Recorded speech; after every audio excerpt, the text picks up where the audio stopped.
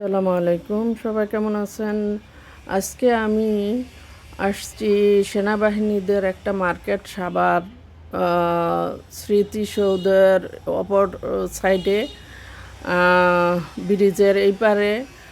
আর এখানে এসে আমি এই মার্কেটে ঢুকে দেখলাম যে অনেক ধরনের জিনিসপত্র আছে। এত এত জিনিসপত্র সাজানো আছে যে আপনি কোনটা রেখে কোনটা নেবেন।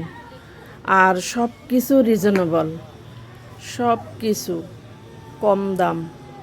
আমি মার্কেটে ঢুকে দেখলাম, প্রত্যেকটা জিনিসের দাম জিজ্ঞেস করলাম, দেখলাম যে একদম কম। আর আমি কিছু জিনিসপত্র আরও কম দেখে আমিও কিছু জিনিসপত্র কিনে নিলাম। আর এখানে সব কিছু পাওয়া যায়।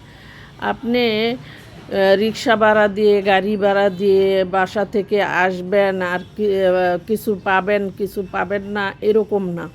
এখানে ব্যাগ হইতে সব কিছু আছে। আর মাটির যে ডিজাইনের, বিভিন্ন ডিজাইনের যে জিনিসপত্র, প্লেট হইতে হাঁড়ি পাতিলা, পিঠার খাজ, এখানে কসমেটিক্স, তারপরে ব্যাগ, বাচ্চাদের খেলনা, সব কিছু কম দাম। এই যে দেখেন, খাস চিতই পিঠার হাঁড়ি, তারপরে ব্যাংক, তারপরে ভাত রান্না করার পাতিলা, তরকারি রান্না করার কড়াই, সব কিছু আছে। সব হইল মাটির। এত ভালো লাগছে আমার এগুলি দেখে। আর দেখেন তো, চায়ের কাপ হইতে সব কিছু আছে। এমন জিনিসপত্র যেগুলি আসলে মন চায় যে কিনে সব নিয়ে যাই।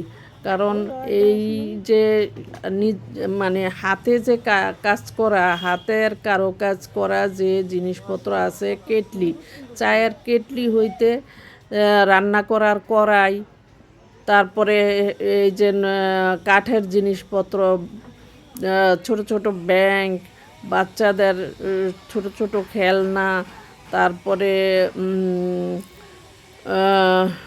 ব্যাংক, মাটির ব্যাংক হইতে সব কিছু আছে। আর সবচাইতে গুরুত্বপূর্ণ বিষয় হয়েছে, এইখানে আমি প্রত্যেকটা জিনিসের দাম জিজ্ঞেস করে দেখছি যে একদম কম। অন্যান্য জায়গা থেকে এই মার্কেটে অনেক দাম অনেক কম। আর জিনিসগুলিও অনেক পোক্ত, অনেক টেকসই। দেখতে খুবই ভালো লাগতেছে।